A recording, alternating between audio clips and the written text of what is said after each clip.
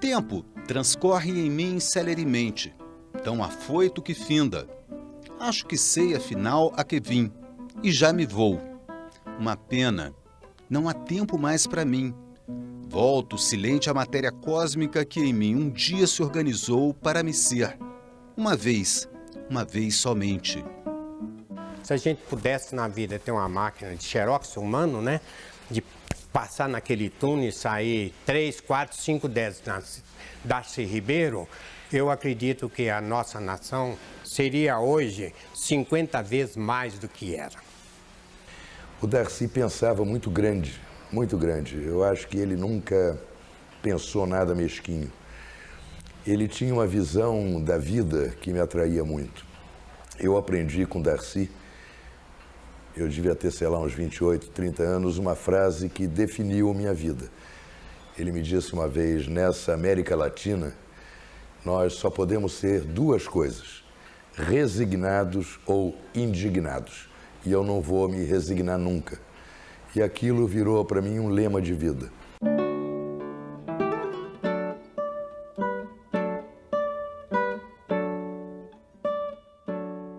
A infância dele foi em Montes Claros, cidade natal dele. Ele perdeu o pai muito cedo. Quando ele tinha 2 anos de idade, ele perdeu o pai. Então, ele foi basicamente criado pela mãe, que a partir da morte do marido, se estudou para professora, formou e exerceu o magistério até aposentar. Eu tenho 2 vantagens que os meninos não têm. Meu pai morreu, eu tinha 3 anos. Então não teve nenhum pai chato me domesticando, não é? E eu não tive nenhum filho que para domesticar, ainda não tive filho nenhum. Então eu não fui domesticado, nunca domestiquei ninguém. Então eu estou um ser livre. Porque não foi isso que eu digo aos meninos. Não se deixe domesticar tanto. Tua mãe te estraga. Ele tinha um tio, né, que farmacêutico, e tinha muitos pacotes de azul metileno. E o empregado falou assim, não sei para que o fulano, eu esqueci o nome dele agora, precisa de tanto azul metileno. Esse azul metileno que dá para atingir todo o Oceano Atlântico. Um dia eu roubei 1 quilo de azul metileno na farmácia do meu tio e joguei dentro do reservatório de água da cidade para ver o efeito. A água ficou toda azul, a cidade ficou apavorada. Eu fiquei também com medo da mamãe morrer, mas a vontade de ver o efeito era maior do que o medo de matar a população toda da cidade. Foi um escândalo na cidade, né? A mãe dele ficou horrorizada com a brincadeira dele, deu uma surra nele daquelas, né? Eu era muito malandro, muito brigão, o meu irmão muito solidário comigo. Eu brigava, sujava a camisa de sangue, ele ia roubar outra camisa para mim, para minha mãe não perceber. O meu irmão, mais novo que eu, até hoje, ele que toma conta de mim. Eu sou uma espécie de tutorado dele, porque ninguém na vida confia muito em mim, não. Eu preciso sempre alguém me cuidando, me orientando. E era meu irmão, meu primeiro guia foi esse meu irmão. Tinha falecido os pais da mãe dele, da minha avó, e eles foram morar junto com os 2 filhos, 2 irmãos mais novos de minha avó. Então, ele é criado na infância pelos Silveiras, que ele define a família Silveira, era muito religiosa, ele falou, pio, bestas e pobres, eles eram muito católicos, e ao contrário dos Ribeiros, que eram extremamente mais fechados, e elitistas, e ricos, empresários, e mexia com agropecuária, também inclusive tinham banco, fábricas de tecido importado na época do Rio de Janeiro, quer dizer, da Inglaterra, depois veio pelo Rio, veio até carros de boi até Montes Claros. E por volta dos 13 anos de idade, ele aproxima da família Ribeiro e fica encantado com o Plínio Ribeiro, que era o irmão do pai, e que depois foi até deputado federal no Rio de Janeiro. Nessa primeira fase da infância dele, como na época, 24, início do século passado, a mulher não tinha praticamente direito nenhum reconhecido, a família paterna dele, que era a família influente, que era a família política tradicional da cidade, a família Ribeiro, tomou todo o patrimônio que seria de herança dele e de meu pai. Minha avó só teve os 2 filhos e a única coisa que restou foi algumas ações do Banco Comércio e Indústria, que o pai era sócio e era ação nominais, que ficaram para os dois. E que minha avó depois, quando chegou na idade de cursar a faculdade, eles foram para Belo Horizonte e utilizaram essas ações para pagar o custeio deles em Belo Horizonte. E o Plínio era um aristocrata, um médico, que tinha uma grande biblioteca. E ele fica apaixonado pela biblioteca e começa a ter interesse com a leitura. E começa a ler os gregos e começa a ler tudo que tem da biblioteca e se apaixona e começa a forjar ali o intelectual que ele viria a ser depois.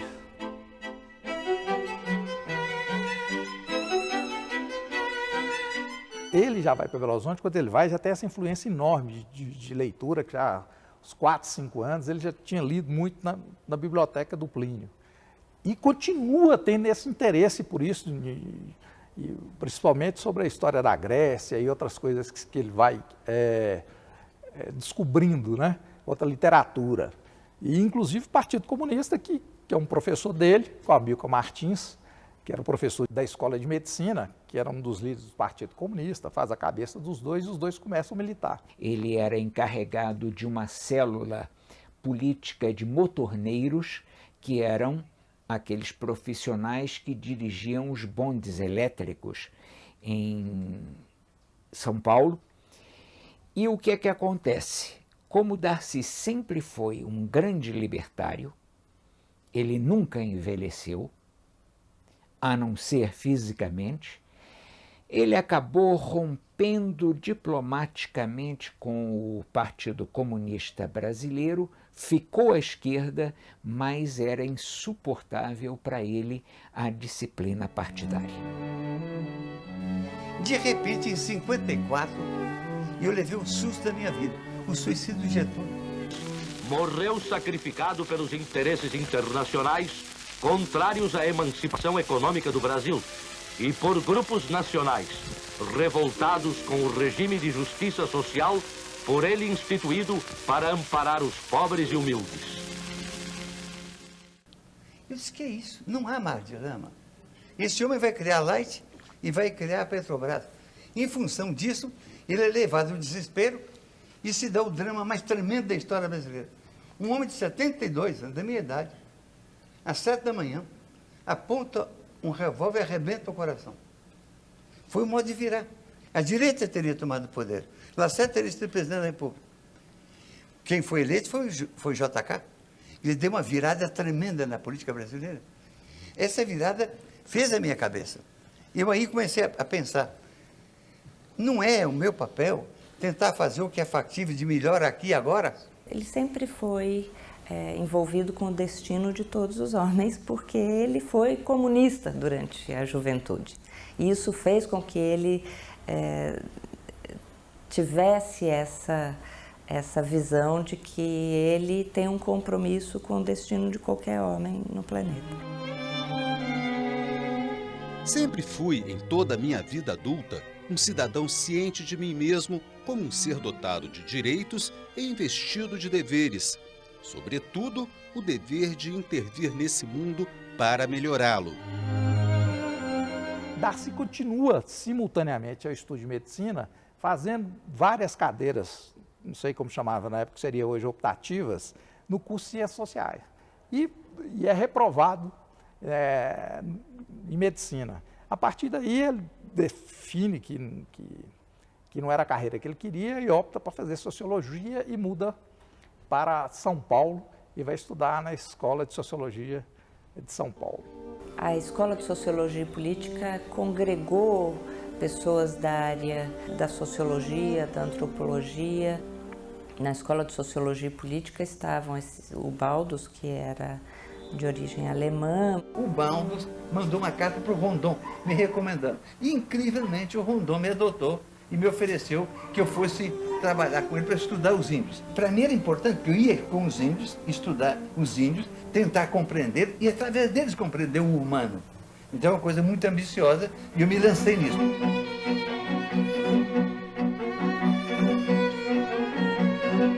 O Serviço de Proteção aos Índios, que foi recriado, né, nos anos 40, ele possuía uma seção de estudos.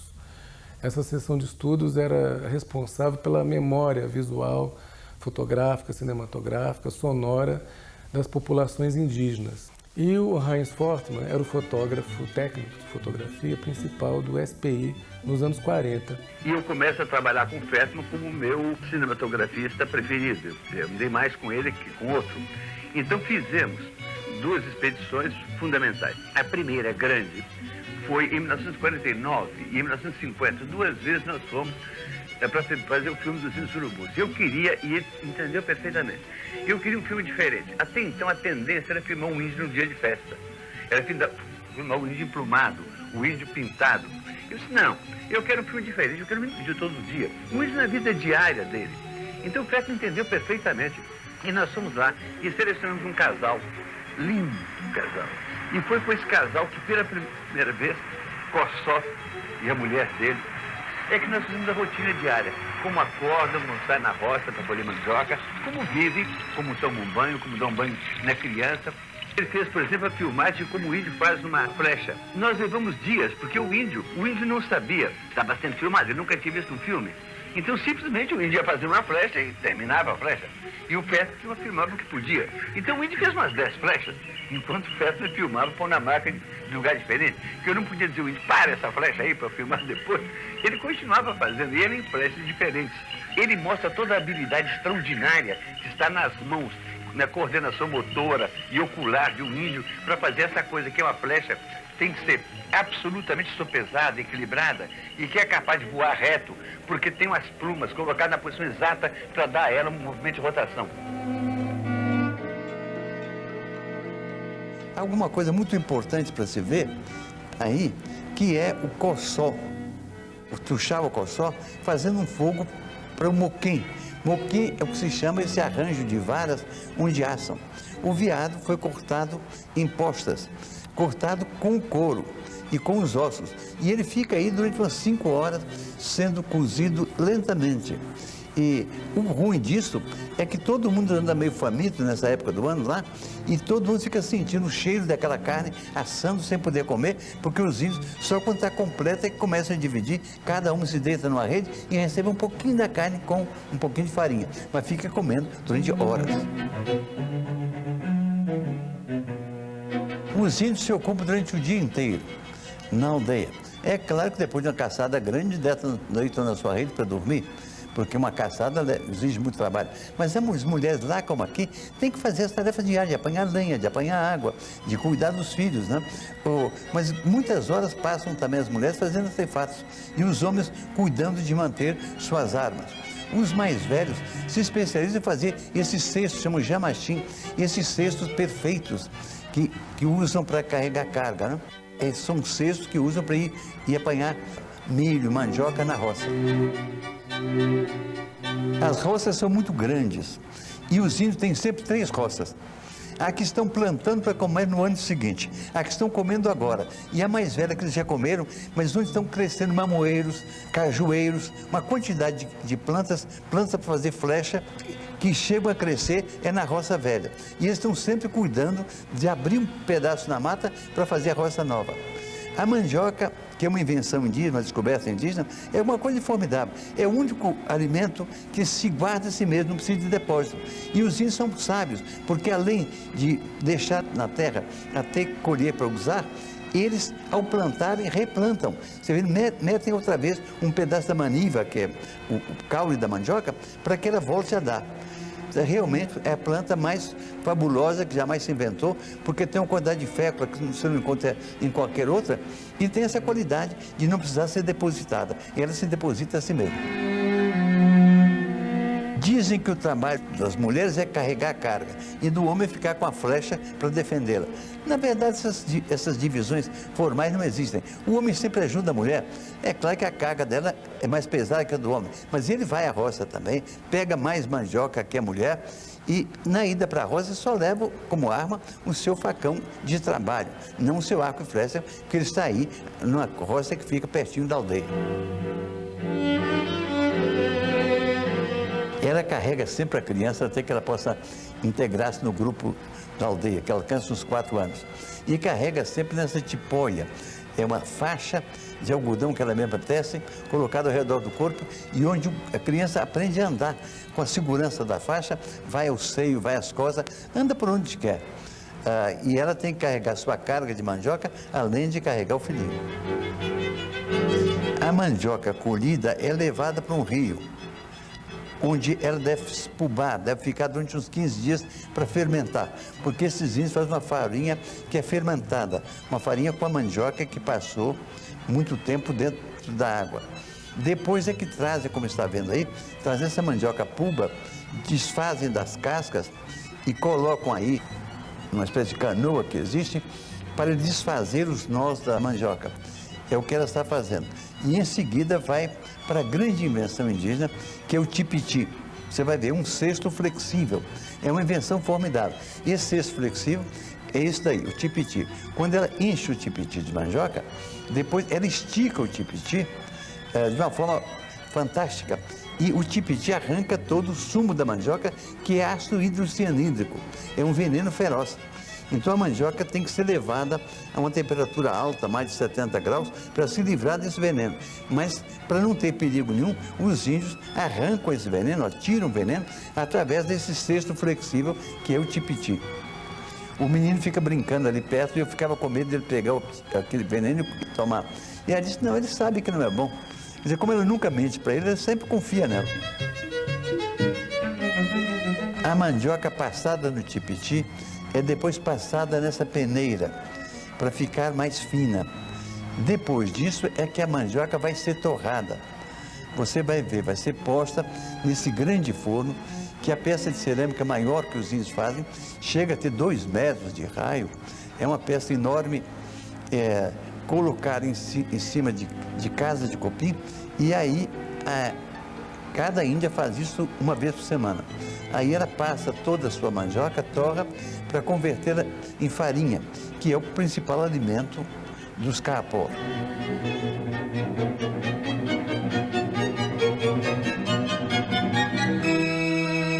A farinha já pronta vai ser guardada nesse paneiro, o cesto, lançando desde cima para perder a fécula que ficou solta, para não ter perigo de fermentação. É daí que ela vai tirando diariamente, várias horas por dia, a farinha, que é a base da alimentação, o pão dos índios.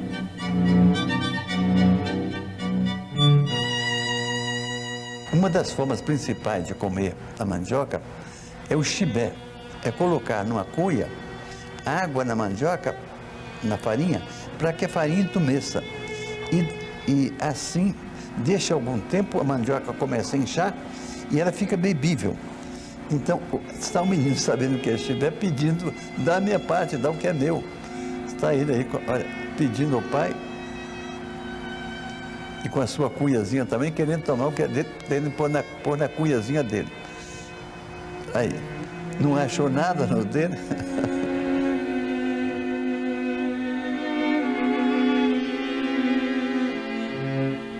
Vamos ver aí, Cossó nos ensinar como é que os índios tomam o chibé. É por goles assim grandes, é assim que tomam. Esse é o principal alimento. Eu gostava muito. Cada manhã tomava uma cuiona de chibé. Mas é também muito bom a banana que vem da roça velha, já madurinha, amarelinha, e que são deliciosas. Fazem também cozidos de milho, de várias outras coisas, de mandioca, de batatas, de várias coisas. Esse é um xerimbabo. Xerimbabo quer dizer um ente querido, um ser querido, como um irmão. É um bichinho, como esse canindé juba, que é um papagaio amarelo.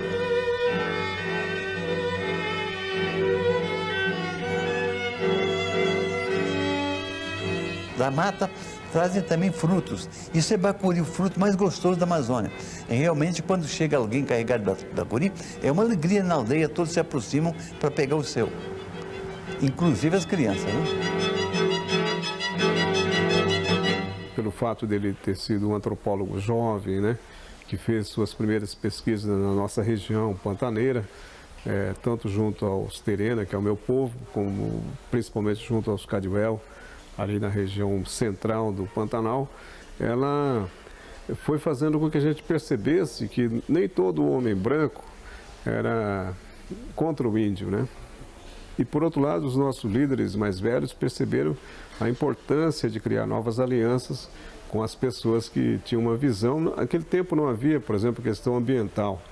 Mas quando você demarcava, lutava pela demarcação das terras, que era o objetivo de fazer o governo se envolver mais na questão, isso trazia para nós a ideia de que era preciso mostrar também que as águas do rio, os peixes, né, os animais do campo eram importantes também para o equilíbrio daquela região. Ninguém viu os índios como eu, Vilas Boas, ninguém viu conviver com eles e não saiu encantado. Aquilo que é indianidade, uma gente que pode nos ensinar solidariedade humana, não há briga. Eu nunca vi um de quebrar a cara do outro. E também, na prática, foram esses índios que nos ensinaram a viver no trópico, a cultivar 100 espécies de planta, nas roças 45, coisa que vão do milho ao feijão, a tanta coisa a mais. E também no mato conservar ou cultivar fruteiras. Então 100 plantas foram domesticadas pelos índios, tiradas da floresta do estado selvagem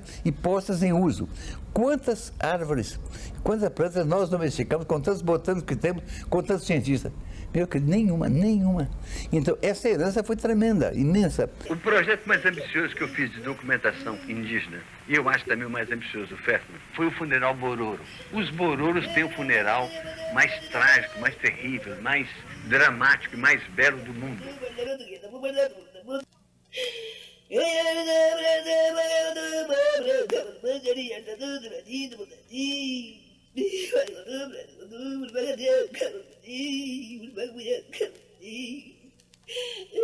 O Rondon teve a comunicação de que o cadete tinha morrido e me mandou fazer a documentação. O Rondon sabia como era. E esses índios estavam sempre insistindo com o Rondon. Venha morrer aqui, Rondon. Só nós saberemos enterrá-lo. Só nós saberemos honrá-lo. Porque o Rondon era de ascendência Bororo. Então ele mandou a mim. Eu fui lá com um aparelho de gravação em que o Rondon tinha um discurso em Bororo para os Bororos dizendo: olhem para ele, ele sou eu. Olha, os olhos dele são meus olhos, olhando para vocês. Ele está vendo vocês para mim. A boca dele, a fala dele é minha fala. Os ouvidos dele vêm me dizer aqui tudo que vocês disserem a ele.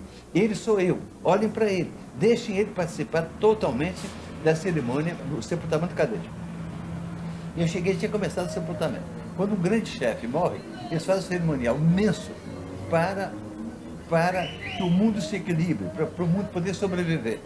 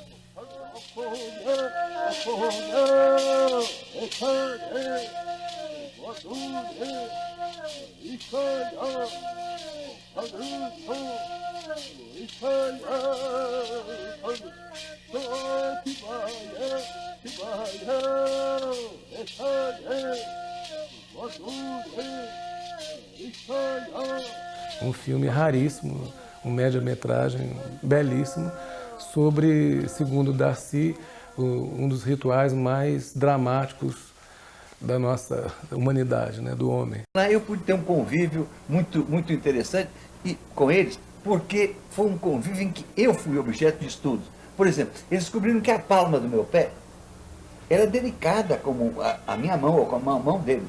Como eles andam descalços e o pé é muito grosso, então o que eles gostavam ficava sentado na rede e pegar meu pé e passar na cara. Ficavam passando meu pé assim, se acariciando com o meu pé, achando uma coisa perfeita. Depois um dia eu dei uma gargalhada qualquer e mostrei um molar de ouro que tem aqui. Eles viram, foi um horror, porque passaram a meter a mão na minha boca assim para pegar o dente de pedra que eu tinha.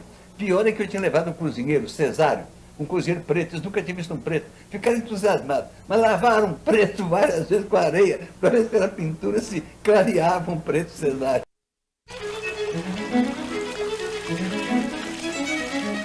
40 anos de convívio com os índios, de luta pelos índios também, há uma coisa de que eu me orgulho muito que eu fiz. Foi ajudar a criar o Parque Indígena do Xingu. Me preocupava o seguinte, o Xingu, aquela sociedade fantástica que eu descrevi, com aqueles povos de línguas diferentes que mantiveram convívio entre eles. Se deixasse a civilização entrar lá, entre as suas aldeias, eles seriam liquidados, teriam desaparecido. Então eu tive uma ideia de procurar Getúlio Vargas e apresentar a eles um trabalho que estava sendo feito pelos irmãos Vilas Boas, que tinham chegado lá e tinham estabelecido um bom contato com os índios. E eu propus a Getúlio o seguinte, eu não podia dizer a ele para dar terra para os índios, para dar uma propriedade aos índios, que eu queria muita terra. Então eu disse a eles, olha, eu dizia ao presidente, olha presidente, se fizermos uma grande parque aí, e o parque que eu proponho de 4 milhões de hectares, para esses índios, que eram menos que 3 mil, se fizermos um grande parque, será um modo de reservar um pedaço da natureza brasileira. Getúlio concordou, e concordou então em dar 4 milhões de hectares a 2 mil índios do Xingu. Entregar a eles para eles cuidarem, para existirem no futuro. O que estava fora disso virou tudo passagem.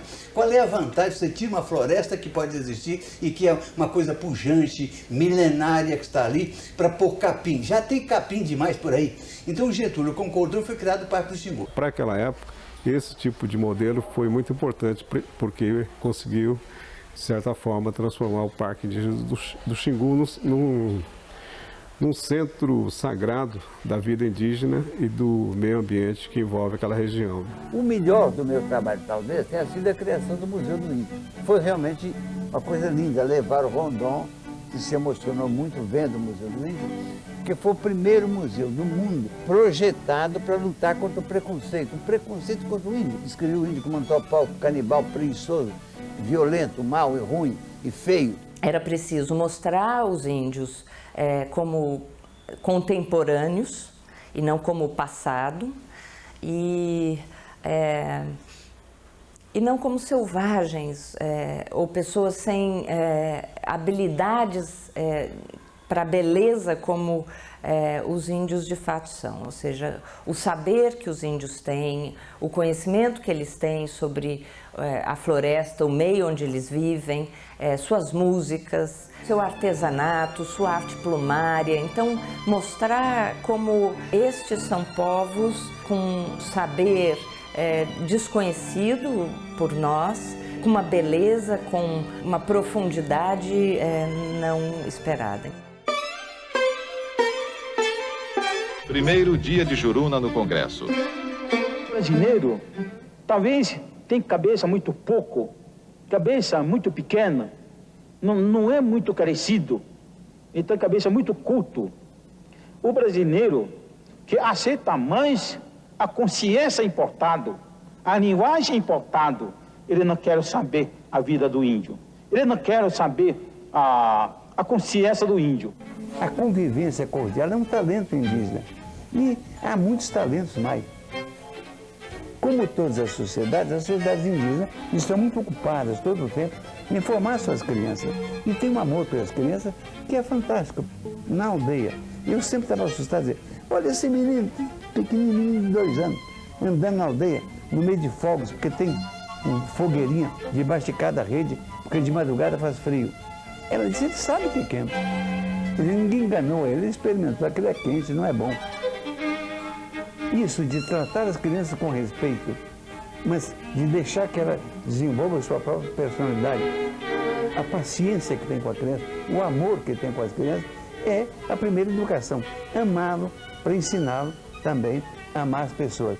Ele vai lá e bebe nessa cultura, constrói o museu para refletir sobre isso, né? E, segundo ele, passa os 10 anos mais felizes da vida dele e que se humaniza e lava o olho para ver o povo brasileiro, o país, de forma diferente.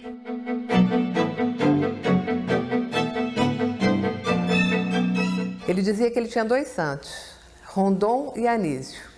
Meu santo Rondon, que o ensinou a amar os índios e a respeitá-los e a assegurar o seu direito à sua própria cultura. E Anísio Teixeira, que o havia trazido para a educação e mostrado como era possível transformar esse país através da educação. A relação se deu entre os dois, principalmente no INEP, né? onde ele conheceu Darcy. E ele sempre disse, Darcy, de que muito que ele aprendeu da escola de horário integral e tudo isso era uma proposta que vinha de Anísio Teixeira. Nós nos amamos a vida inteira, nos identificamos muito um com o outro. Eu passei a ser o principal discípulo e o principal colaborador de Anísio. Eu tive então que entrar na educação. Primeiro trabalhando com Anísio, como segundo de Anísio, na defesa de uma escola pública honesta e boa, que era a nossa tese, contra a posição de Dom Helder Câmara e de Carlos Lacerda, que defendia uma escola privatista, que o dinheiro da educação fosse dado para a escola privada. Era um antagonismo muito sério. Ele vê a educação como um desafio político, da forma de transformação da realidade brasileira. Anísio o convence que a forma mais efetiva era mudar os homens, e para depois mudar a sociedade. E aí monta um grupo também grande de intelectuais, e ele muda para o Rio de Janeiro, e já estava lá com a SPI, mas aí vai trabalhar no Ministério da Educação com Anísio, e coordena as primeiras pesquisas sobre a realidade da educação no Brasil, a partir desses 10 escritórios que é montado nas principais capitais brasileiras. O engajamento dele com Anísio Teixeira, com essa luta pela escola de tempo integral, foi fundamental também no direcionamento dele para uma visão maior das missões que o Brasil tem. A questão da reforma agrária, né? A questão da ocupação do solo, um compromisso com a diversidade e as potencialidades que o Brasil tem hoje. Darcy herda de Marx aquela ideia que ele enunciou de que a filosofia não deve ser contemplação, mas deve ser instrumento de transformação do mundo. Os filósofos até aqui interpretaram o mundo. O que urge é transformá-lo. É o que ele fez na sua dimensão de homem político. A luta para criar a Universidade de Brasília foi terrível, porque havia oposição também. Então tinha que atuar muito junto ao presidente. Só uma universidade pode dar a Brasília a cultura, o saber. Uma universidade autônoma, em que os professores podem assessorar o poder público porque são insubornáveis. Uma universidade capacitada a dominar o saber humano. Na criação da Universidade de Brasília, eu ficava impressionadíssima. Era uma coisa muito bonita, porque o Anísio Teixeira, aquela figura calma, né, dizendo as coisas pausadamente, o Darcy aquele turbilhão, porque ele pensava mais rápido do que ele falava, então trombava nas palavras e dizia coisas belíssimas, e a pessoa ficava assim meio assustada, de repente o Anísio falava, não, então ficava uma coisa linda, linda, porque todos os dois muito, muito competentes, muito inteligentes, mas com um caminho diferente, porque vieram de caminhos completamente diferentes, e o intelectual também era diferente, mas ambos de uma janela altíssima, pensando altíssimo e vendo o mundo de uma maneira muito bonita. Ele cria a Universidade de Brasília, que era a principal filha, digamos, do Darcy, era uma universidade para pesquisa, para se envolver exatamente com os estudos que o Brasil exigia, né, de toda a intelectualidade e os especialistas do Brasil. Quando ele estava criando a Universidade de Brasília, ele ligou para o Roberto Salmeron, Tiômino, essa gente toda que estava lá fora, ele, no telefone ele dizia, vocês já tiveram esse privilégio, vocês têm que voltar para o Brasil. Não fiquem pensando em dinheiro, não, porque iam ganhar 1/10 do que ganhava lá fora. Né? Não fiquem pensando em dinheiro, não pensem no Brasil e nos jovens brasileiros. Nós precisamos dar uma força a esse país, a esses jovens, para fazer um Brasil bonito. A hora que está criando a Universidade de Brasília, ao mesmo tempo tinha que ter o apoio do governo federal.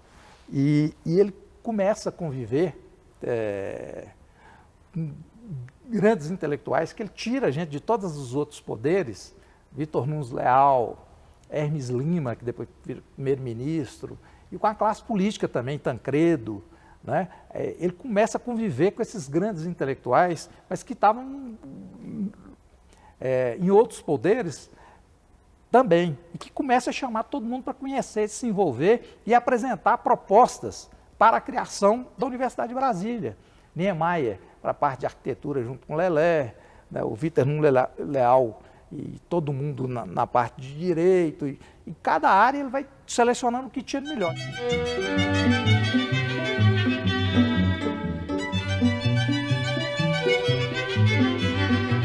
Era uma beleza o que ocorria no setor das artes, da música popular, do cinema. Tudo floresceu no Brasil. E nós todos estávamos cheios de entusiasmo. Todos acreditavam com optimismo que o Brasil ia dar certo.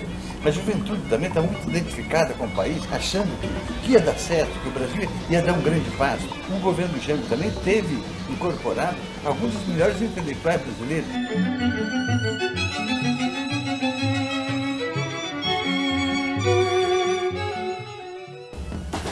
Rio Grande do Sul.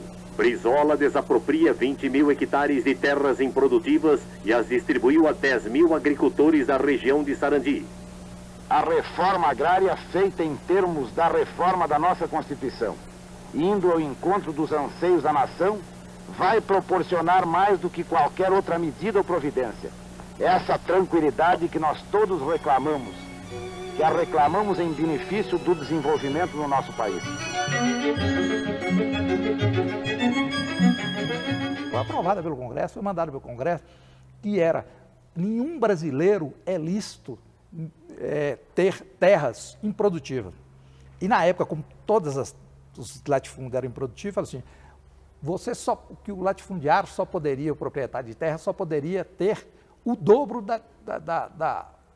de reserva do que ele produzisse. Então, se ele tivesse 100 hectares, se ele produzisse 50, os outros 50 ficavam intocáveis. Mas que se mais de 50% da área fosse improdutivo, a qualquer brasileiro era lícito cercar, pedir para cercar até 100 hectares e produzir naquela terra. E a título de indenização de aluguel da terra para o proprietário, pagaria 10% da produção.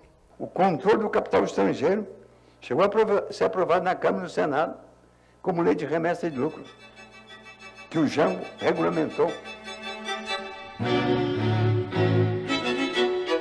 Um dos meus orgulhos é ter sido o chefe da Casa Civil do presidente João Goulart. O Darcy foi um grande chefe da Casa Civil. O Darcy era um homem universal, tinha conhecimento praticamente de tudo. E ele tinha a simpatia de arregimentar as pessoas. Eram poucas pessoas que estavam chamadas para posições de poder, pessoas com a visão moderna, com a visão de esquerda, pessoas marcadas por um sentido de nacionalidade, de patriotismo, de vontade de fazer esse país dar certo.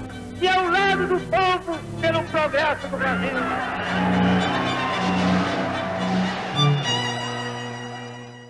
E ele se engaja nisso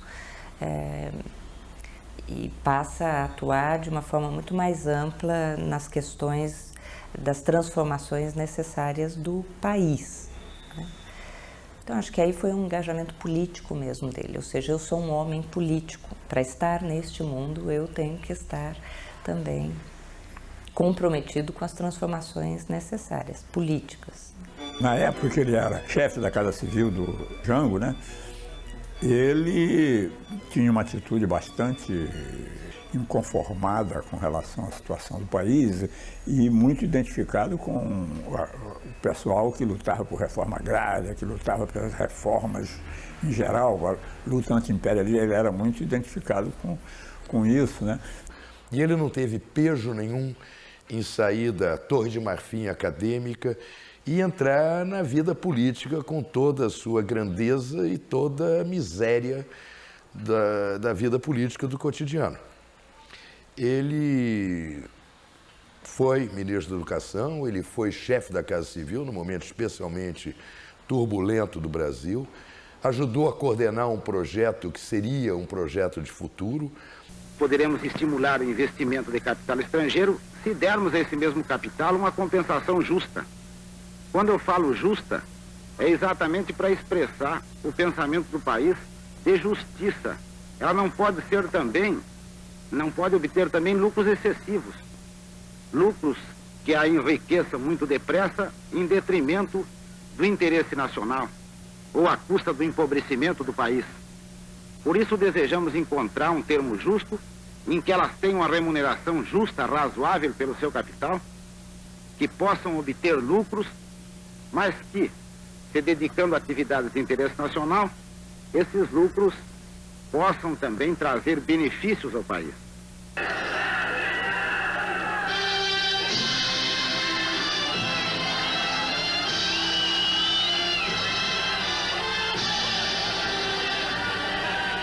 It is time for foresight, because Brazil is growling and rumbling with potential explosion. Ele sempre disse, e eu acho que ele estava certo, que o governo do Jango foi derrubado pelas qualidades e não pelos defeitos.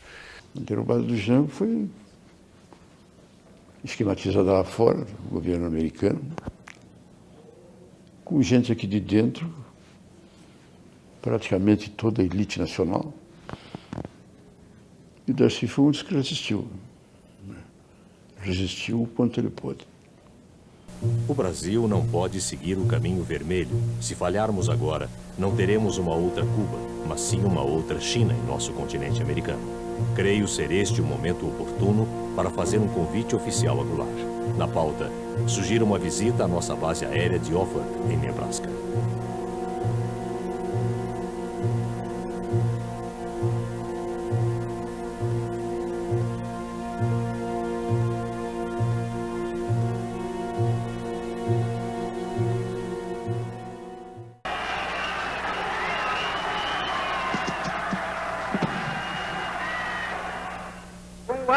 Testemunho da nação, com a solidariedade do povo, reunido na praça, que só o povo pertence, o governo, que é também o povo, e que também só o povo pertence, reafirma seus propósitos inabaláveis de lutar com todas as suas forças pela reforma da sociedade brasileira.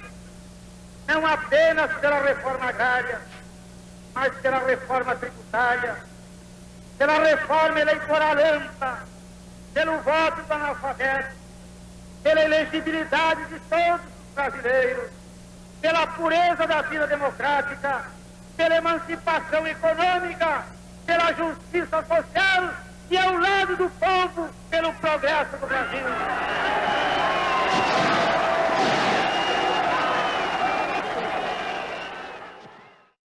Quando se criou aquela situação do golpe, né, que os militares se levantaram, o 4º Exército se levantou em Belo Horizonte e marchou na direção do Rio de Janeiro, e aí começou o movimento do golpe mesmo, para a derrubada do João Goulart. O Jango estava empurrando para que esse caminho não ocorresse, para dar soluções, para concatenar, para dar terras. O Brasil seria outro hoje se o projeto de reforma agrária que apresentamos ao Congresso, a 15 de março, tivesse sido aprovado.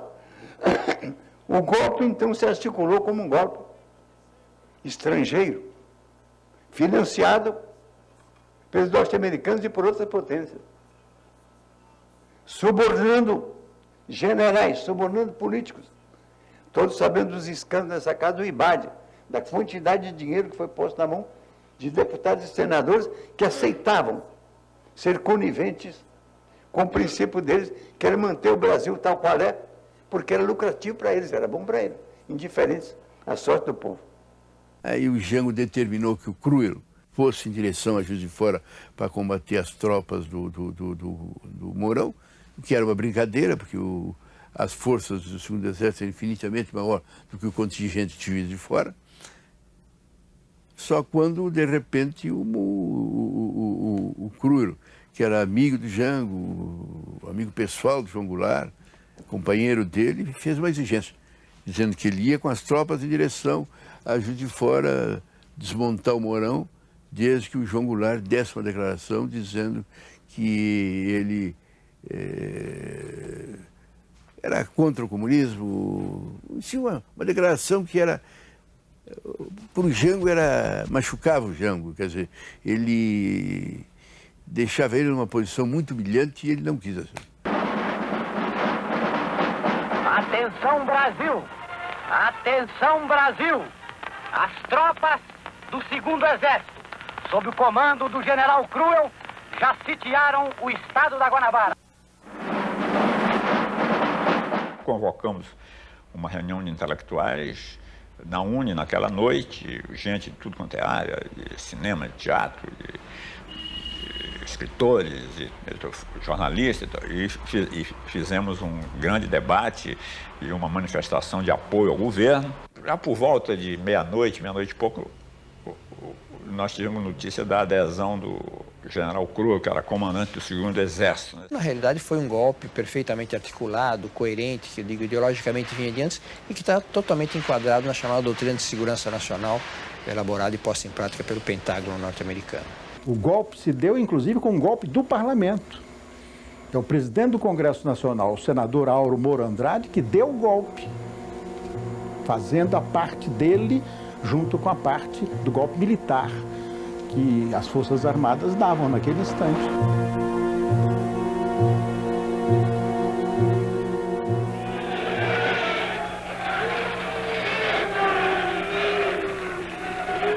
Sob a nossa responsabilidade, a população do Brasil, o povo, a ordem. Assim sendo, declaro vaga a presidência da República. Tivemos uma noite muito grave aqui, no Senado, sob a presidência de Auro Moura Andrade, que declarou vaga a presidência da República, embora Darcy Ribeiro tivesse feito um ofício dizendo que não estava vaga, que o Jango estava no país. O Jango estava em Porto Alegre, na casa do comandante do 3º Exército, em lugar certo e sabido. Então ele praticou de uma violência e o Congresso participou dessa violência. Então vai um grupo de 6 a 7 pessoas ao Palácio Planalto, inclusive o Basílio. Está tudo às escuras, porque o último a sair de lá foi o Darcy Ribeiro, que era chefe da Casa Civil do Jango. E deixou aquilo abandonado. E eles não sabiam, já era tarde, e não sabiam exatamente onde eram as luzes, para poder acender as luzes. Basílio, presidente da República, já em exercício, proclamado pelo presidente do Congresso, o Aura. Muito bem, então estavam procurando a luz. E, de repente, um isqueiro Salvador foi aceso e conseguiram localizar. E quem acendeu esse isqueiro foi o adido militar da Embaixada Americana. O Darcy ficou em Brasília e resolveu organizar a resistência lá no Palácio do Planalto, só que depois não deu em nada e ele terminou tendo que abandonar a tal resistência ao golpe, né? Porque o golpe já estava realmente consumado, né? Nós fomos ao aeroporto, ao passar para o aeroporto levando o presidente João Goulart, que ele ia embarcar para Porto Alegre. Isso é noite já do dia 1º de abril, né? Praticamente o Rio de Janeiro já tinha caído, São Paulo já tinha caído. Quando nós voltamos, nós sentimos, né, que o aparato, né, já se tinha formado de conspiração para que o Congresso Nacional tentasse votar o impedimento do presidente João Goulart. É preciso corrigir a data.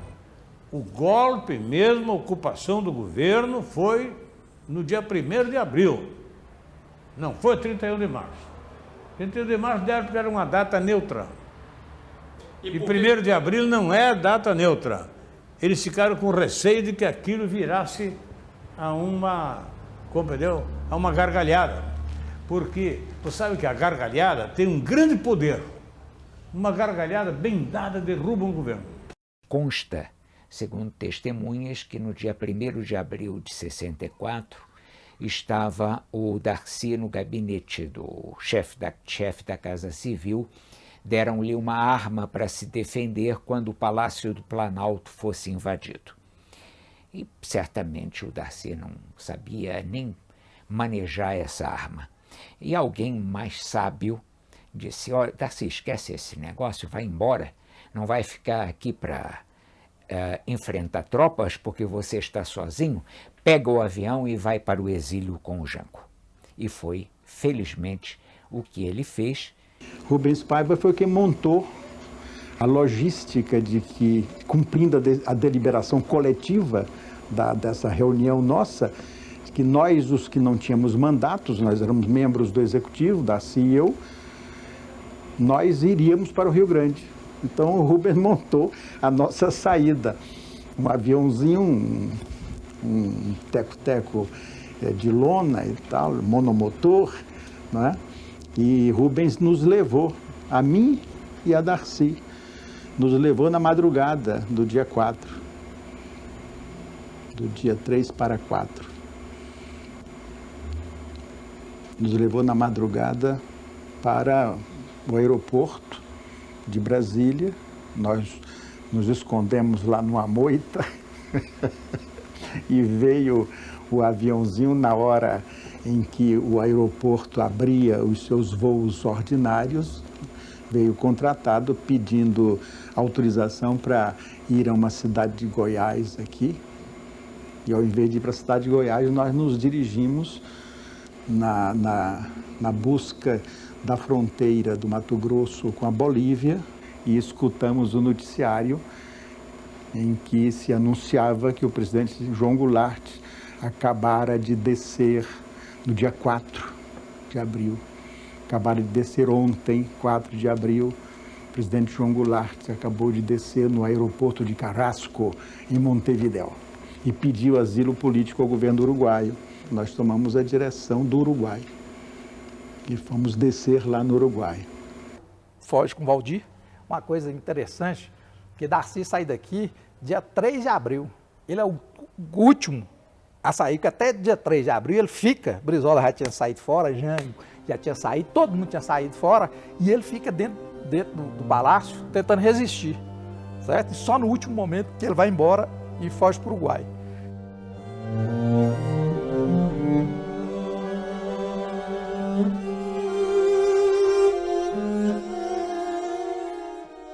Aquela era a minha hora de chumbo, hora que eu preferi estar morto a sofrê-la, a hora do derrotado. Não disse palavra. Lá fiquei mudo, me roendo. Nem pensar ordenadamente pensava. Só sentia uma dor surda que retesava meus músculos, estirava meus nervos e me deixava pronto para disparar. Para onde? Para nada. 1964, eu era o segundo homem do governo do Jango. Eu era o chefe da Casa Civil. Vocês podem dizer, é responsável então porque ajudou ele a cair. Teria responsabilidade. Mas aquele governo tem a dignidade de que foi o governo do Brasil que maior número de intelectuais chamou para o poder, para a presidência e para ajudar o Brasil. Foi o governo que mais seriamente tentou passar o Brasil a limpo. Diziam que o Jango era um comunista, não era. Ele criava 20 mil cabeças de gado, engordava 20 mil cabeças de gado por ano. Tinha muitas fazendas, uma delas de 80 mil hectares. Só que ele dizia, com 10% das propriedades nossas, nós podemos criar 10 milhões de propriedades de 30 hectares. E se tivermos 10 milhões de propriedades, a propriedade está muito mais defendida. E é claro que a classe rural brasileira, a UDR de então, se exasperou contra. Mas o principal que fez com que os Estados Unidos mandassem derrubar, o ruim de conspirar com os Estados Unidos é esse. Você conspira, viu, Rosisco? Depois de 20 anos eles contam tudo. Então, o Lyndon Johnson já contou tudo, já abriu seus arquivos. Então sabe como eles mandaram frota com navios, com armas, com munição, com mantimento para Espírito Santo, para invadir o Brasil, para ir socorrer Minas Gerais. Você aceitaram fazer o Vietnã no Brasil.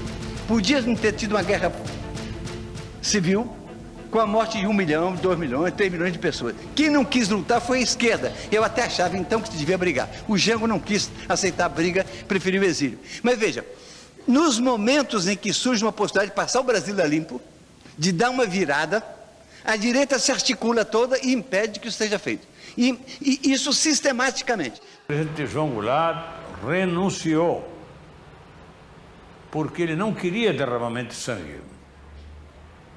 Esse é o ponto. O governo do Jango, conciliador, persuasório, incapaz de violência, que eu acho mesmo, às vezes, que ele podia ter um tom de violência um pouco maior, porque não há crime maior do que perder o poder.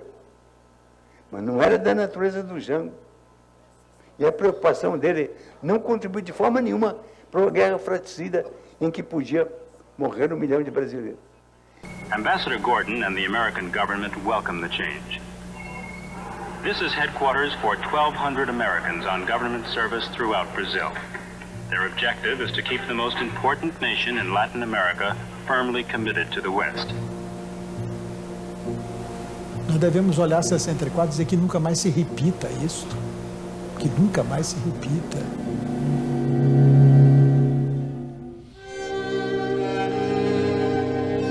Os primeiros meses de exílio são terríveis, porque todas as pessoas estão vivendo no Brasil ainda, mentalmente, não vivendo no exílio. Eu era obrigado a viver lá, porque já era pessoa da universidade na primeira semana. Tinha 100 e tantas pessoas intelectuais que trabalhavam comigo. Quando exilado pela ditadura militar, Darcy aproveitou esse período para um mergulho na América Latina, que de certa forma foi um prolongamento do seu mergulho no interior do Brasil. Era comum em nosso continente viver olhando para o hemisfério norte e dando as costas aos vizinhos sul-americanos. Darcy não era assim. Hoje o sonho da Irmandade Continental tornou-se muito mais nítido com a existência do Mercosul e da Unasul. Um sonho de Darcy, um sonho desse novo Brasil. Imediatamente, ele é contratado, porque já era conhecido o trabalho que ele tinha feito pela criação, muita repercussão da Universidade de Brasília. Ele é convidado pelo presidente do Uruguai para reformar a Universidade do Uruguai, a Universidade Federal, a Universidade Oriental do Uruguai. Encontrei-me no Uruguai, exilado. Vinha de ter tido muito poder no Brasil. Eu estava tentando passar o Brasil a limpo e nos derrubaram. Minha sensação exilado é de que tinham me cortado as mãos, os pés. E eu me dizia, por que o Brasil não dá certo? Por que não deu certo? Estava tudo tão próximo da gente fazer transformações fundamentais. E fracassamos outra vez. Por quê? Por que fracassamos? Fracassei em tudo que tentei na vida. Tentei alfabetizar as crianças brasileiras, não consegui. Tentei salvar os índios, não consegui. Tentei fazer uma universidade séria e fracassei. Tentei fazer o Brasil desenvolver-se autonomamente e fracassei. Mas os fracassos são minhas vitórias. Eu detestaria estar no lugar de quem me venceu. Logo depois do Uruguai, tem um momento da vitória de Allende. E Allende, quando Darcy está no Uruguai, Allende faz algumas visitas a ele e no debate como é que foi o golpe no Brasil. Queria entender. Allende era um grande intelectual, que as pessoas não percebem isso. E Darcy discute minuciosamente, durante dias com ele, por que não deu certo no processo brasileiro, que tinha tantas virtudes, tantas propostas interessantes, que não deu e como é que foi a intervenção. Né? E questiona ele e tenta compreender como é que é esse processo. E quando Allende assume o governo, convida Darcy para trabalhar com ele. Darcy fica trabalhando ao lado, numa sala, ao lado do presidente Allende. E, inclusive, desenvolvendo vários projetos para o governo e alguns discursos, redige vários discursos também para o presidente Allende no Chile. Isso dá ao Darcy também uma visão de fora e maior, é onde ele consegue, no exílio, construir a teoria dele de antropologia da civilização, vendo o país de fora. Esse afastamento, então, foi importante para que ele construísse esses 5 volumes de teoria da antropologia da civilização. Ele no Uruguai ajudou a reformular a Universidade Uruguaia. Ele no Peru ajudou a pensar na reforma agrária do general Velasco Alvarado. Ele foi assessor do presidente Salvador Allende no Chile. Por onde ele andou, ele mexia nas coisas com 2 olhos. Um olho onde ele estava e um olho no Brasil. Porque dos 2 olhos vinha a visão dele de América Latina. Fernando Gasparian, que era dono da editora Paz e Terra aqui no Rio, apareceu lá em Lima e convidou o Darcy para almoçar, e o Darcy me convidou e nós fomos almoçar juntos lá e tal, e no meio da conversa, o Darcy virou para o Gasparian e falou: olha, o Goulart está escrevendo um livro sobre Augusto dos Anjos. Você vai ter que editar o livro, que vai ser um livro brilhante e tal. Você vai ter que editar. E você adianta logo um dinheiro aí por conta do direito autoral. E o Gasparian ficou meio sem jeito, né? Aí me deu $100, né? O que chegou numa hora muito boa, que eu via no exílio sem dinheiro, sem trabalho, sem nada. E a verdade é que aí eu fui obrigado a escrever o livro, né? E uma das coisas interessantes que Darcy encontra no Chile é o Oscar Varsarvsky, que era um grande intelectual argentino, que era filósofo e matemática, que desenvolve um modelo de que Darcy falava que era o modelo para aperfeiçoar o socialismo. Darcy começa a desenvolver esse modelo, e aí tem a eleição também do Velasco Alvarado no Peru, e chama para ele, que era um militar, um general extremamente nacionalista, e que convida o Oscar Varsarvsky e o Darcy para desenvolver isso. Quando eles estão desenvolvendo isso lá, o Darcy tem um câncer, e aí começa outro período da vida dele, que ele vai para a França e para ser tratado, e pede para voltar. O povo brasileiro falou: já que eu vou morrer, que era câncer de pulmão, só 5% ainda hoje se salvam de câncer de pulmão, é um dos mais agressivos câncer que existe. Ele passou muito mal lá, ele estava muito fraquinho, muito fraquinho. Quem salvou ele foi o Zueni Ventura. O Zueni Ventura desceu em Paris, saiu de Frankfurt, desceu em Paris, e quando ele olhou da estação, parece, ele viu uma pessoa sentada no poste, como se estivesse frágil assim. Desceu do trem e quase caiu assim. Ele foi ver o Darcy Ribeiro. Estava passando muito mal, o Darcy levou para o hotel, o Zueni levou para o hotel, cuidou dele e tal. E ele voltou para o Brasil. E ele, só depois de passar por a junta médica conferir, os militares conferiram que o diagnóstico não era falso, que tanto quando ele chega no Brasil para fazer o tratamento, tem que fazer todas as chapas de novo para confirmar que eram as mesmas, que não tinha substituído uma chapa pela outra. E vem para ser operado aqui no Brasil, fica aqui quase 6 meses se recuperando e sendo seguido pela polícia política. Onde é que você vai, quem está entrando, conferindo documento na porta de apartamento, não só no hospital, depois que ele vai para o apartamento, e querendo mandar ele de embora, porque ele não morreu, então tem que ir embora, porque acharam que ele ia morrer.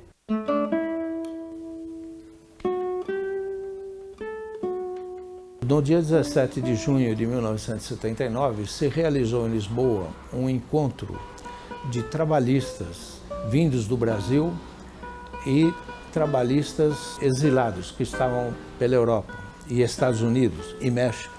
E nesse encontro, o objetivo era tratar de reorganizar o Partido Trabalhista Brasileiro, ainda no exílio, porque estava prestes a que houvesse a abertura política no Brasil, a anistia política ia ser promulgada e, portanto,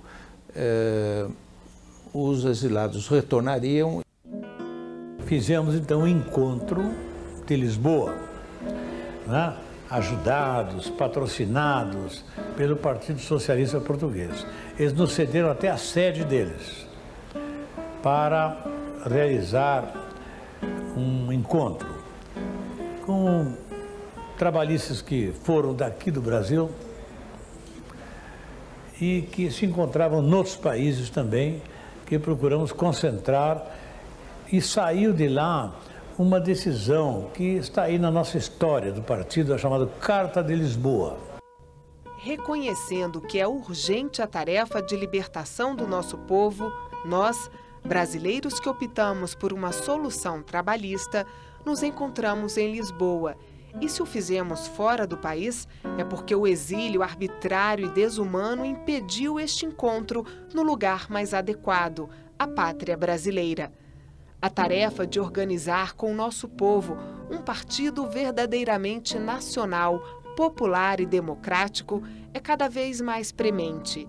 Não desconhecemos as permanentes tentativas das forças autoritárias de esmagar os movimentos dos trabalhadores. Mas o repositório de coragem e dignidade dos trabalhadores fez com que eles não se dobrem nem se iludam. E com eles estamos nós, trabalhistas. Nós começamos o movimento para restaurar o trabalhismo.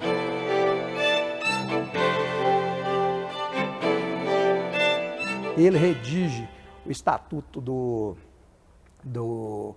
PDT, ele que faz o estatuto e que pega e convence o Brizola a ir para a social-democracia, para a Internacional Socialista, e que apresenta os grandes intelectuais na época que Darcy conhecia por causa do trabalho dele, que é o Willy Brandt, o Mário Soares, e que aproxima Brizola desse pessoal na criação do partido e logo depois retoma a vida política em 82. Depois de passar o golpe, tudo, ele se elegeu vice-governador do Leonel Brizola, aqui no Rio de Janeiro, né? Aí começamos o grande programa do CIEP, que discutimos muito, tomar as ideias mais caras a mim, no tempo do Anísio. E eu pensava fazer como o Anísio estava fazendo, escolas parque, escola clássica. A criança passaria 4 horas na sua escola comum, tendo aula, e mais 4 horas numa escola parque, em que ele teria estudo dirigido, em que ele aprendia a usar as mãos, em que ele fazia ginástica, em que ele comia mais uma refeição, para dar a escola de tempo completo, que é a escola do mundo. No mundo inteiro não existe escola de turno, é sua invenção brasileira. E a criança que vem de uma família que não teve escolaridade prévia, que não estudou, uma criança que não tem casa, a escola dá exercício fazer em casa uma bandaleira, esperar que ele tenha quem ajude, é um absurdo. Ela não tem quem ajude e ela fracassa na escola. Onde que eu estudo é o CIEP. Eu vou abrir um portão aqui para te mostrar, tá? Vem cá. Cá. Olha lá quadro. Tá vendo? Lá quadro. Vamos lá, eu vou te mostrar. Vamos lá para esse quadro. A gente chuta a bola aqui. A gente dá um bico e joga a bola lá. Tá vendo? Lá, ó. Ó o gol. Ali a tia com o filho dela. Tá vendo? Ali. Ali. É a opção de livro. Tá vendo? Tá vendo? É livro. Tia, depois eu conserto aqui. Aqui, ó, opção de livro aqui também. Ó. Isso daqui a gente lê historinha. Como vão as coisas? É compreensão. Vem cá, vamos lá na minha sala. Ah, meus colegas tudo subindo. Vai pra sala, aí a gente tem a opção de rampa, né? Na minha sala tem a porta amarela. Vamos lá ver. Aqui, ó, mesa, aí meus colegas, todo mundo. Ali minha professora, aqui os desenhos que a gente faz, aqui é a tia. Tia, vem cá, aqui eles trabalham bonito, né? Aqui é a quadra, a gente faz dever, a tia passa dever aqui pra gente copiar.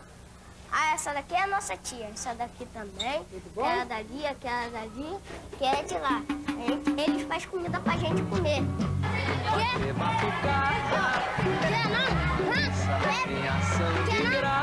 Então vou beber e comer. Vai ter feijoada. Ele, quando foi vice-governador aqui do estado do Rio, com o governador Leonel Brizola, ele fez coisas absolutamente revolucionárias, que na época foram ridicularizadas, foram criticadas pela própria esquerda, ou uma pseudo-esquerda, e deixou marcas definitivas. Se depois o CIEP foi abandonado, a culpa não é do Darcy nem do Brizola. Os dois diziam, em 1982, ou o CIEP ou essas crianças de rua vão ser a tragédia do Brasil do futuro. Os CIEP foram abandonados. Os CIEP foram abandonados. E com os CIEP foram abandonadas as crianças de rua, que são uma das tragédias sociais desse país. Talvez o CIEP não salvasse todo mundo. Agora, sem ele, certamente essas crianças iam estar condenadas. Já não são crianças, estão traficando nos morros. Embora tenha sido fundador da Universidade de Brasília, seu primeiro reitor, um homem do ensino superior, a gente vê Darcy Ribeiro muito mais pelo que ele fez pela educação de base, com os CIEPs. A ideia de uma escola onde as crianças chegam cedo, estudam, almoçam e fazem atividades físicas, esportivas e atividades culturais ao longo de todo o dia. Essa foi uma realização de Darcy Ribeiro que, a meu ver, é tão ou mais importante do que a Universidade de Brasília. A ideia inicial do CIEPs eram 300 CIEPs, depois pensou-se nos 500 CIEPs para que todo município do estado do Rio de Janeiro tivesse pelo menos um CIEP. Naquela ocasião, eu acho que nós chegamos a implantar mais de 100 CIEPs, se considerar o estado do Rio de Janeiro todo. O prédio era entregue, era necessário mobiliá-lo, era necessário lotá-lo de professores, era necessário promover a sua matrícula, era necessário contratar todos os profissionais que seriam necessários para essa escola. E cada processo desse, eu dizia que a gente tinha montado uma máquina de montar a escola. Então, fazia parte da equipe, né, de elaboração, de operacionalização do CIEP, e com outras pessoas que trabalhavam na parte de vamos dizer, preparação dos professores, enfim, fazia essa composição. Ao mesmo tempo que se criava os CIEPs, chamou Niemeyer para construir o prédio, né? Ele tinha a concepção dessa escola que tivesse um espaço grande para que as crianças pudessem efetivamente ocupar o espaço, que oferecesse essas crianças oportunidades variadas, desde a aula formal até a possibilidade da arte, do artesanato, do canto, da música, e eles chamam então os animadores culturais. Aí veio com uma outra concepção de escola, bastante diferente daquela que até então tinha predominado na história do Brasil, a não ser a experiência de Anísio Teixeira, que já na Bahia ele já começou a ideia da escola de horário integral. Esse processo durou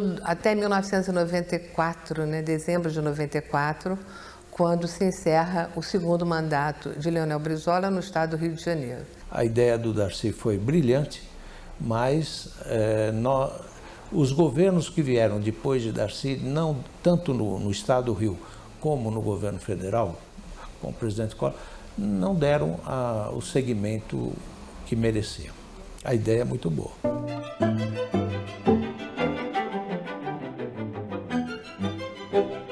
O discurso dele, quando entrou para a Academia Brasileira de Letras, ele diz assim: olha, eu serei imortal porque depois de mim muitos falarão de mim. Essa é a minha imortalidade, que eu, depois de viver, alguém fale de mim.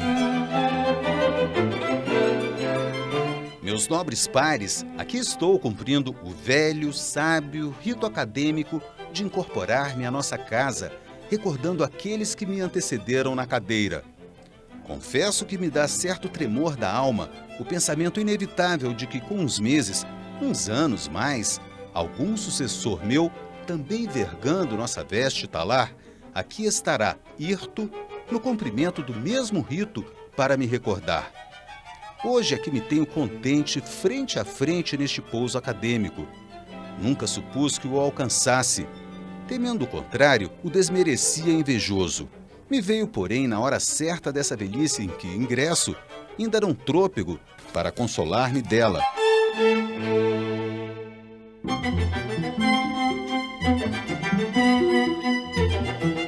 Para mim foi uma alegria na vida ser eleito senador. Eu queria há muitos anos, mas eu tive que ser candidato a governador, a vice-governador, e afinal chegou a minha vez. E fiquei muito contente porque eu tive quase 3 milhões de votos, 2.870 e tantos mil. É muito voto. Se os meus eleitores fizessem uma fila, colocando cada um a mão no ombro do outro, daria para fazer uma fila do Rio de Janeiro a Brasília, ida e volta. Vocês já imaginaram como é gente? Imagina quanta gente que é, e só imaginar, supor que cada uma dessas milhões de pessoas foram lá na urna colocar meu nome. Então eu sou muito grato aos que votaram em mim e quero muito ser um bom senador do Rio de Janeiro, o que significa ser um bom senador do Brasil. O Senado existe para o Brasil. Aqui eu estou tentando atuar no Senado, não só ajudando a fazer as leis que os senadores apoiam, participando das comissões, que é um trabalho muito intenso no Senado, mas apresentando meus próprios projetos. Ele falou assim: você sabe qual vai ser a minha primeira lei, projeto de lei no Senado? Eu falei: não, o senhor ainda não me disse. Ele falou: vai ser a lei do trânsito. Eu falei: mestre? Ele falou: vai ser assim. As ruas, estradas são do povo, que permite que por elas trafeguem os carros, os ônibus. Ele era sensacional. Primeiro pela simpatia. Depois porque E sentaram lá no cafezinho do Senado, e daqui a pouco já tinha uma roda enorme. É um lugar tranquilo, de bom convívio, mesmo que as pessoas que têm posições diferentes, opostas, podem conviver cordialmente. Há algumas pessoas de gênero mais explosivo, mas isso são exceções. O tom do Senado é de uma convivência civilizada, de homens que cada um deles tem o seu partido, o seu pensamento, mas não está esgrimindo isso contra o outro, convivendo muito bem. O Darcy, senador, conseguia estabelecer alianças com determinadas áreas que não eram exatamente do seu partido ou do seu quadrante ideológico. E foi isso que ele fez com a Lei de Diretrizes e Bases de 92 até 96, estabelecendo aliados, conversando, chegando a denominadores comuns. A Lei de Diretrizes e Bases da Educação, que era uma guerra que tinha que mudar, nunca ninguém fez, hoje leva o nome dele porque ele praticamente fez sozinho. Ele pegou o negócio, fez e se matou, e se argumentou, chamava um, chamava outro, chamava outro, e aprovou a Lei de Diretrizes e Bases. Podia ter sido uma lei péssima. Fiz todo o esforço, continuo fazendo para melhorá-la. Precisamos de uma lei libertadora da educação, uma lei dinamizadora que incentive, porque a educação vai muito mal, muito mal. Na escola primária, metade dos alunos está na primeira série, muito poucos completam a quarta série, e uma pessoa só alfabetizada quando alcança a quarta série. O ensino secundário de 3 anos é muito ruim, ninguém aprende nada, o pessoal chega na universidade cada vez pior. No ensino superior, os professores fazem de conta que ensinam e os alunos fazem de conta que aprendem. Um horror. Então essa lei é muito importante.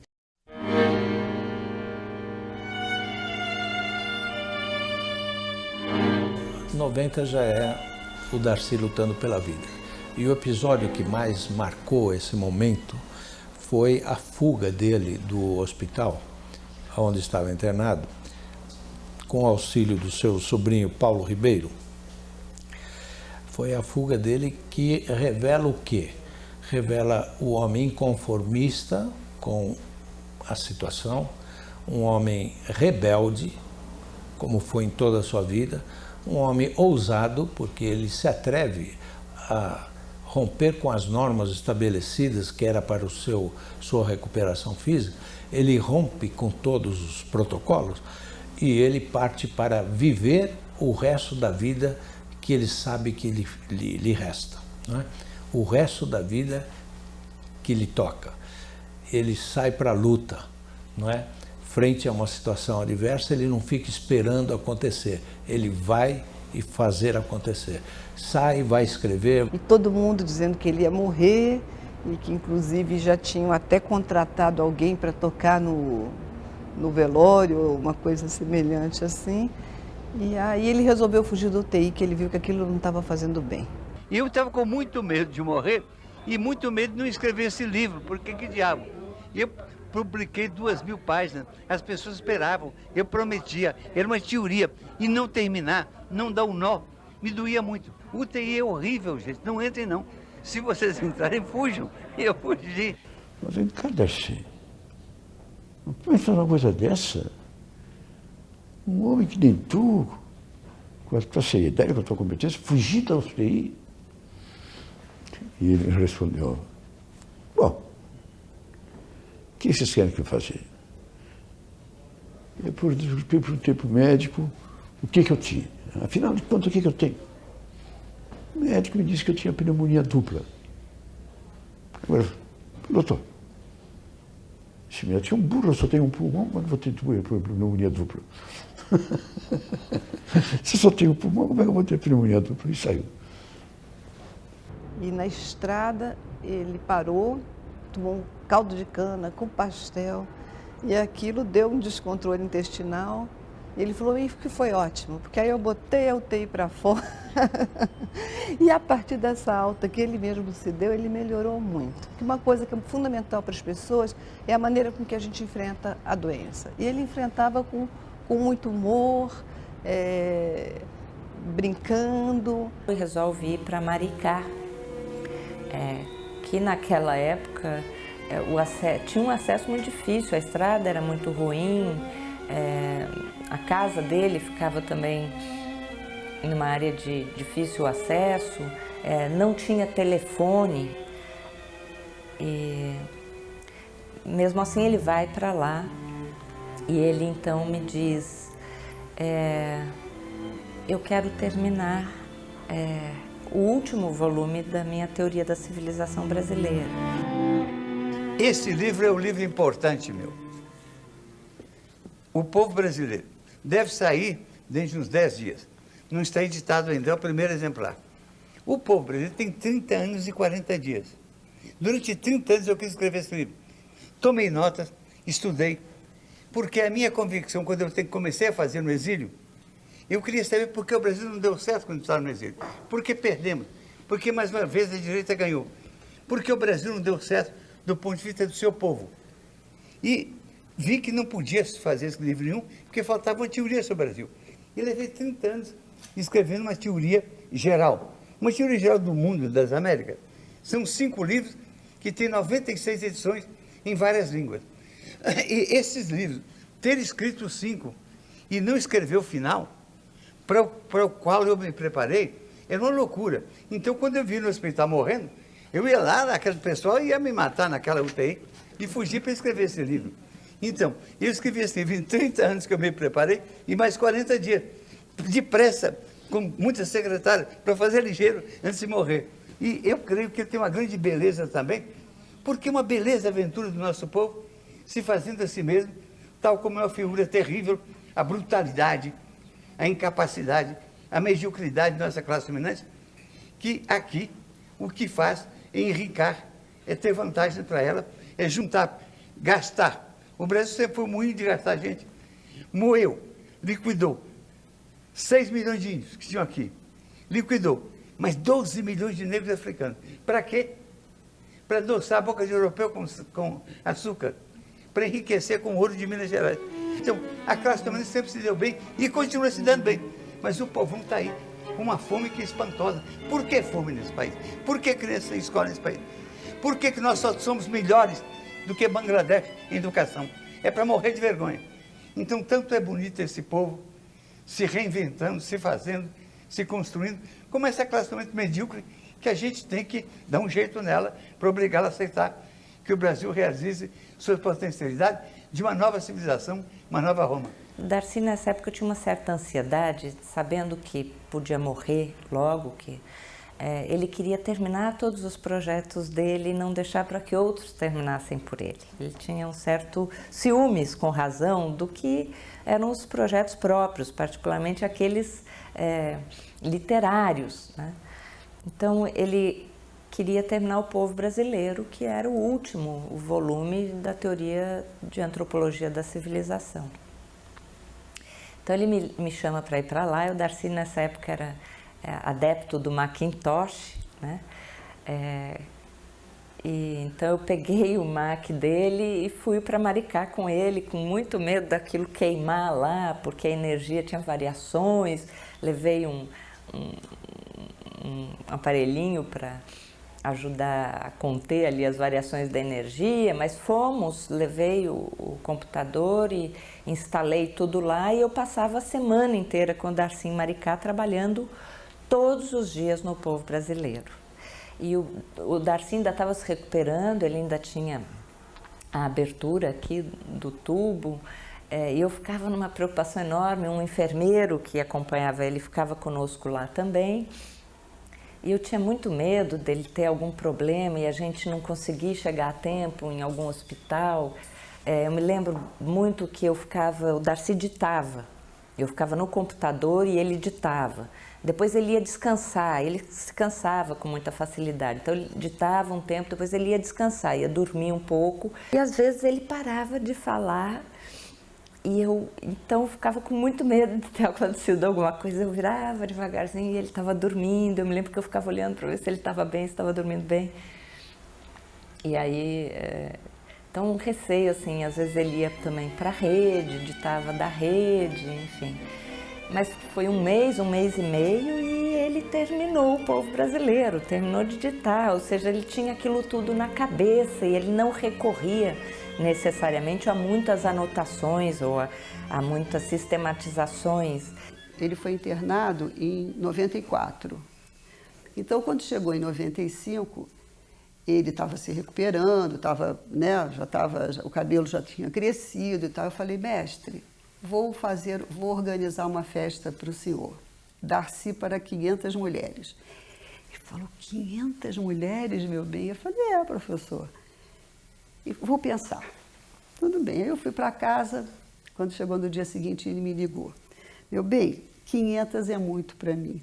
Vamos fazer por 50. Eu falei, tudo bem, então vamos fazer por 50. E aí, eu falei, agora o senhor vai escolher as 50, porque vou ficar eu tirando gente de uma lista e as mulheres vão brigar comigo, né? O senhor, por favor, faça essa lista. Aí ele fez a lista das 50 mulheres.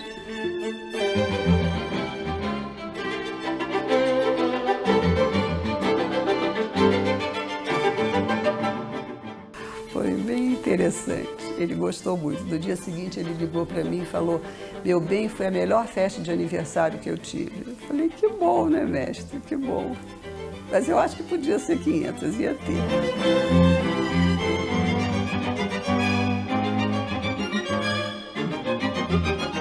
Uma das formas também de marcar a relação de Darcy com o campus universitário da UNB foi realizar um de seus desejos, que foi instalar na universidade a sua fundação a partir da edificação aqui em nossa Praça Maior, o lugar central da UNB, de um memorial que foi pensado por ele para acolher seus livros, seus quadros, os registros de sua trajetória, e que foi materializado no desenho arquitetônico de João Filgueiras de Lima, o Lelé, seu grande amigo e um dos seus colaboradores quando da implantação, e que está expresso nesta construção que, na Praça Maior, representa o ideário do próprio Darcy, que tem o nome formal de Memorial Darcy Ribeiro, mas que, enquanto simbologia no desenho e, ao mesmo tempo, na denominação que ele e Lelé difundiram, é por todos conhecido como o beijódromo. Darcy queria designar a dimensão da afetividade na experiência universitária, lembrando que a razão tem que ser sensível. O beijódromo, com este nome tão pitoresco e tão parecido com o teu inspirador, reflete também esse lado humano de Darcy Ribeiro. E entre os arquitetos brasileiros, nenhum melhor do que Lelé, pela sua história ligada tanto a Darcy Ribeiro quanto à Universidade de Brasília, para dar a forma definitiva ao sonho do antropólogo que olhava para os índios, imaginando que o Brasil do futuro poderia aprender com eles. Em Lelé, Darcy encontrou o arquiteto cuja imaginação e sensibilidade sempre viajaram lado a lado com a sua. O memorial tem uma forma que muito conjuga uma maloca indígena com uma nave espacial, unindo presente, passado e futuro no mesmo espaço.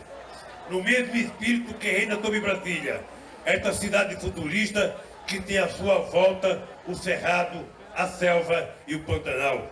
Hoje temos motivos para uma grande comemoração.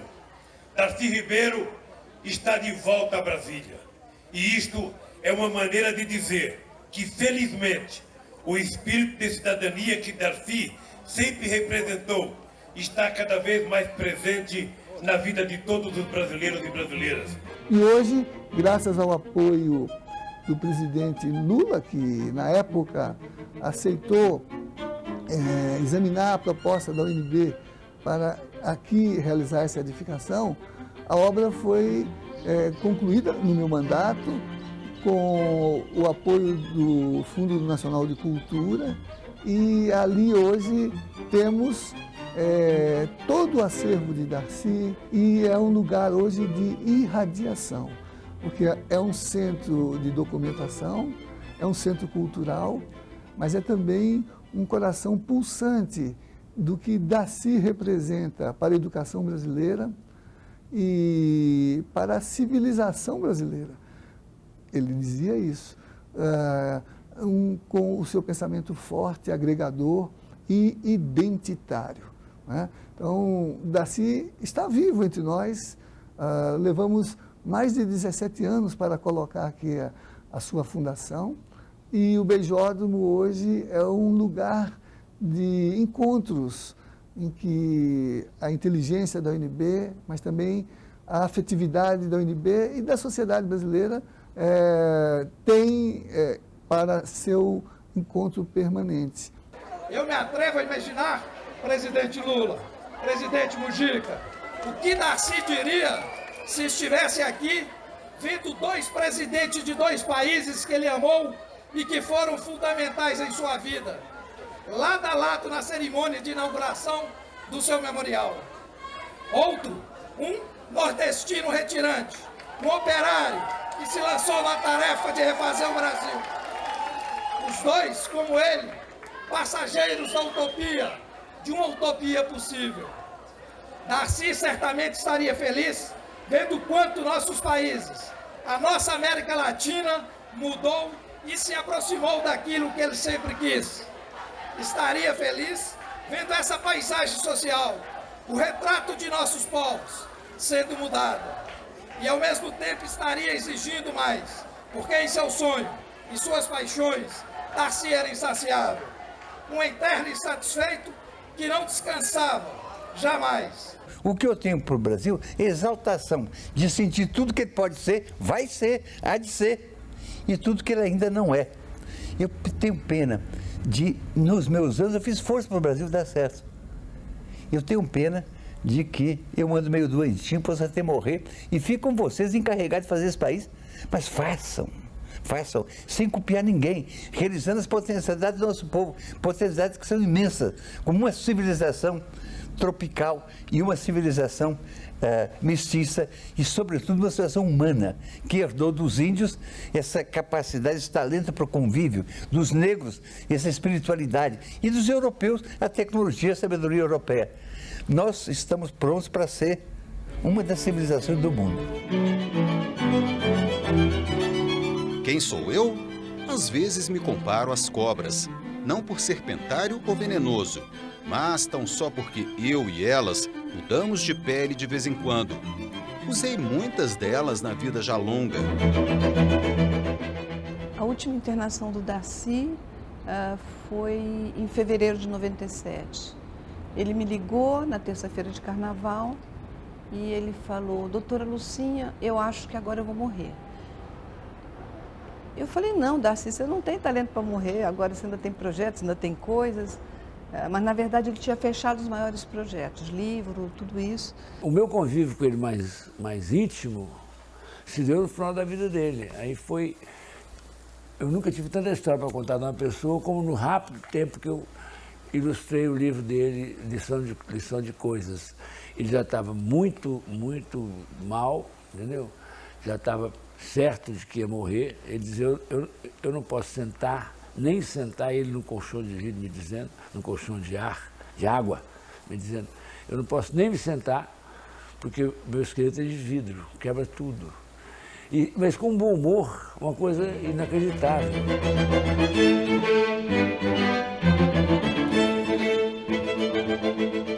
Ele falou: estou me sentindo mal, mas eu não quero internar, eu quero ficar em casa, eu não estou precisando de hospital. Estou ligando para saber se você está em Brasília e tal. Eu liguei de tarde, liguei na quarta. Quando eu liguei na quinta, ele falou: não, eu quero ir para o Sara.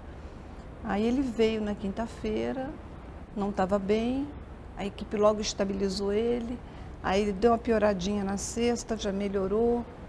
No sábado, ele deu uma piorada de manhã, aí ele foi para uma unidade de mais cuidados intensivos. Quando foi de tarde, à tarde do sábado, ele falou: quero voltar para o meu apartamento lá no andar, que ele gostava aqui do andar. E aí a gente veio para o apartamento, ele estava ótimo clinicamente, tudo estável, tudo bem, super lúcido. E por volta das 8h30, ele falou para mim, eu queria uma criança para dar uma aula. Eu estou com vontade de dar uma aula.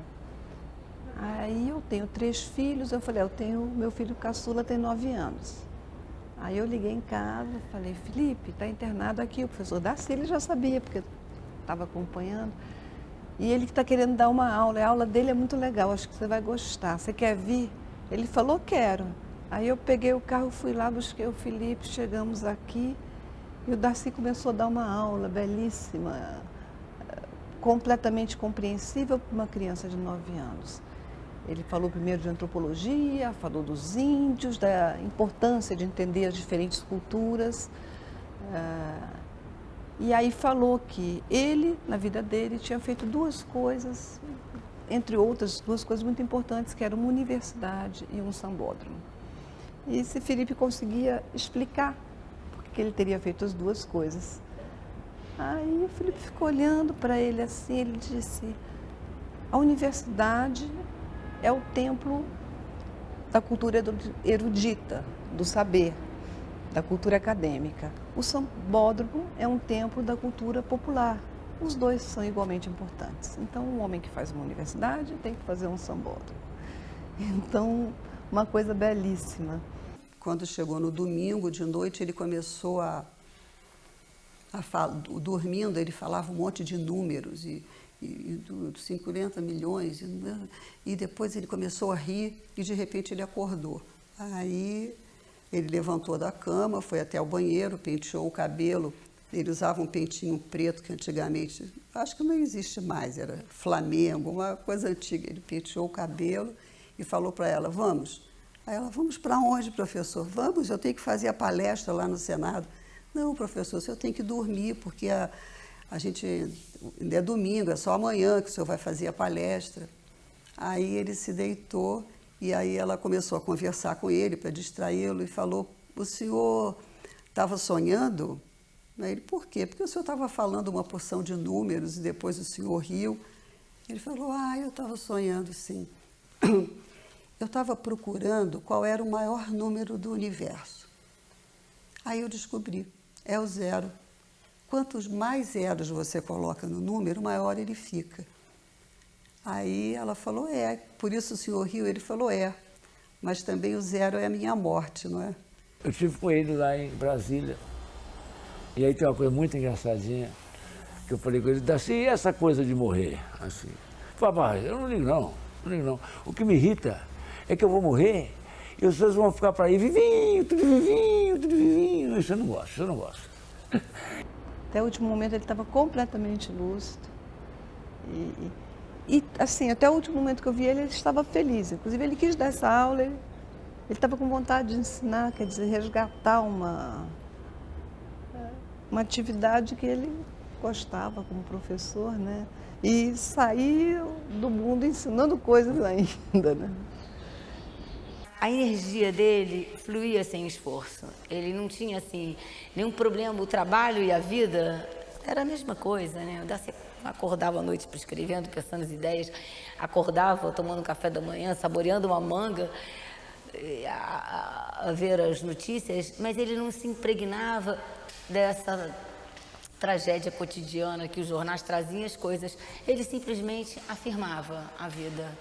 E é isso que eu vi ele mais fazer todo esse tempo, era afirmando as suas ideias, afirmando as alegrias com a vida, desfrutando ou de um vinho, ou de um trabalho, ou de tudo era um encantamento. E isso é raríssimo de ver, assim, porque isso a gente vê quando a gente é muito criança, muito jovem, e ele continuava, isso sempre, isso nunca mudava nele. Em qualquer situação. Eu acho que até a tristeza. O Darcy tinha, assim, quase que 5 minutos para a tristeza. E o não também era... o Darcy, a palavra não, eu acho que o dicionário dele realmente, definitivamente, não tinha esse não. Eu não tenho medo da morte. A morte é apagar-se. É como apagar a luz. Presente, passado e futuro? Tolice, não existem. A vida vai se construindo e destruindo. O que vai ficando atrás como passado é a morte. O que está vivo vai adiante.